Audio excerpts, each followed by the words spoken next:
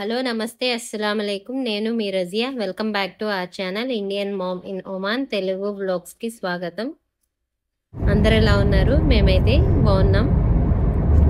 ఇక్కడ మా ఒమాన్లో ఇప్పుడే ఎండలు స్టార్ట్ అయిపోయినాయండి. అసలు బాగా మండిపోతున్నాయి ఎండలు చాలా ఎక్కువ. ఇప్పుడే 45 degreesకి వచ్చేసింది టెంపరేచర్.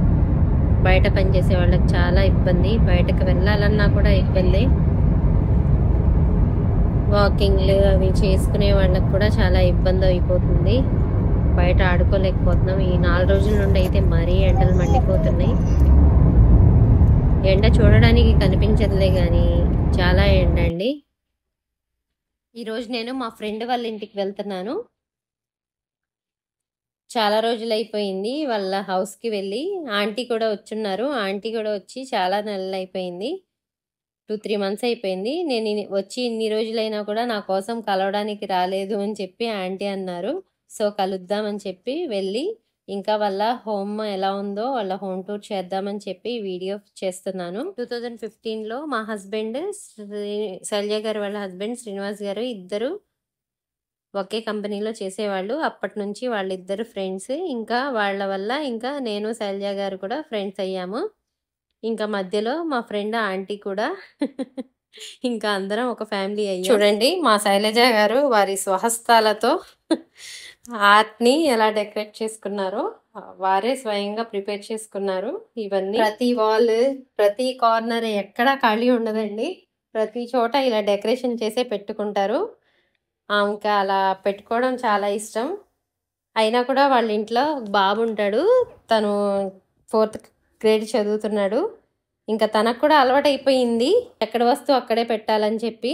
ఇంట్లో చిన్నపిల్లలు ఉంటే గనక మనం ఎన్నిసార్లు సర్దుకున్నా కూడా అలానే ఉంటుంది. నేను నా హోమ్ టూర్ని నేను వీడియో స్టార్ట్ చేసిన దగ్గర నుంచి తీసుకుందామంటే నాకు అసలు కుదరట్లేదు. ఇటువైపు ఒక వైపు నుంచి నేను నీట్ చేసుకుంటూ వస్తే ఇంకోవైపు మా చిన్న పాప అసలు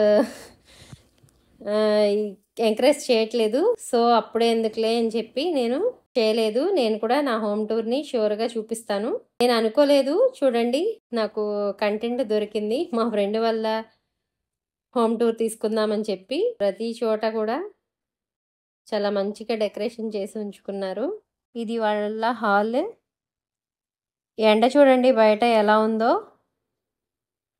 అసలు సన్సెట్ అనేది 5కే స్టార్ట్ అయిపోతుంది. వాళ్ళ మెమరీస్ అన్నీ కలెక్ట్ చేసుకుని ఫ్రేమ్ పెట్టుకున్నారు. చూడండి ఎంత నీట్గా పెట్టుకున్నారో. ఇక్కడ ఒక మూలన గౌతమ్ బుద్ధుడు పెట్టారు. చాలా బాగుంది. ఇలాంటి ఐడియాస్ రావడం కూడా చాలా రేర్గా ఉంటాయండి. మా ముగ్గురు సిస్టర్స్లో మా చిన్నక్క కూడా ఇలానే మేకోవర్ చేసేది. హౌస్ని కానీ ఇలా ఆర్ట్ ఐటమ్స్ కానీ ఇలానే డెకరేషన్ చేసి పెట్టేది.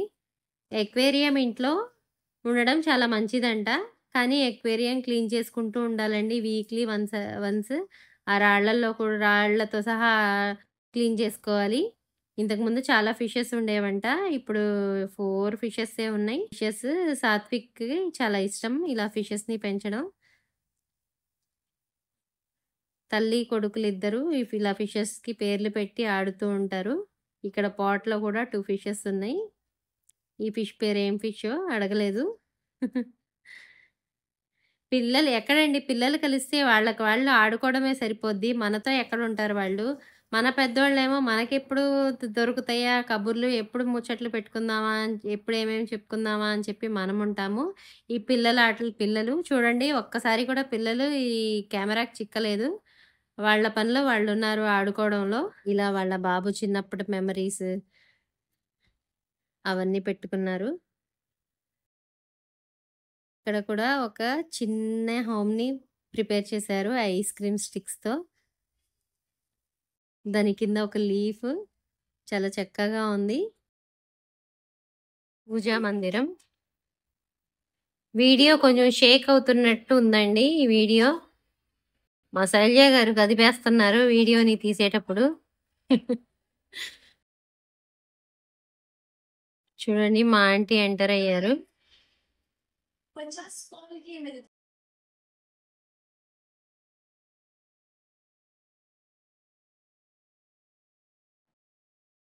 ఆంటీకి కూడా నాలాగా ఇక్కడ ఉండడం అంటే బోరే. ఆంటీకి ఎప్పుడు జనాలు కనిపిస్తూ ఉండాలి.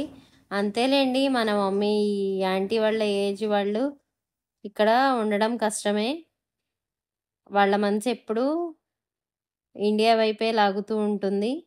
ఎందుకంటే అక్కడ ఎక్కడి నుండి అయినా కూడా జనాలు కనిపిస్తూ ఉంటారు. ఇక్కడ ఎవరిళ్లలో వాళ్ళు ఉంటారు. మాకంటే తప్పదు, ఎట్లాగో ఇక్కడే ఉండాలి. ఆంటీ 6 మంత్స్ అలా ఉంటారు ఇయర్లీ వచ్చి. మా ఆంటీ పూజ చేసుకుంటున్నారు ఇక్కడ. మార్నింగ్ లేచి స్నానం చేసి ఆంటీ పూజ చేసుకుంటారు కంపల్సరీగా.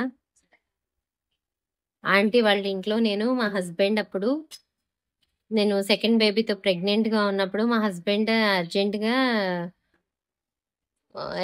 ఊరు వెళ్ళాల్సి వచ్చింది ఆఫీస్ వర్క్ మీద. అప్పుడు ఆంటీ వాళ్ళ ఇంట్లో నేను ఒక 5 days ఉన్నాను.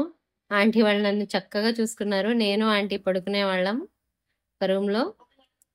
చూడండి కిచెన్ ఎంత నీట్గా ఉంచుకుంటారో మా శైలజ గారు. వంట చేసినా కూడా చేసినట్టు ఉండదు, స్టవ్ అంత నీట్గా ఉంటుంది. అదే మనం వంట చేసాంలే కదలే అని చెప్పేసి తర్వాత తుడుచుకుందాంలే అని చెప్పి కొంచెం బద్ధకం చేస్తాం. కానీ ఆమెకు అలాంటి బద్ధకం ఏముండదు. ఎప్పుడు క్లీన్ చేసుకుంటూనే ఉంటారు ప్రతిదీ. ఓసిడి అంటారు కదా, అలాంటి కేటగిరీనే మా శైలజ గారు.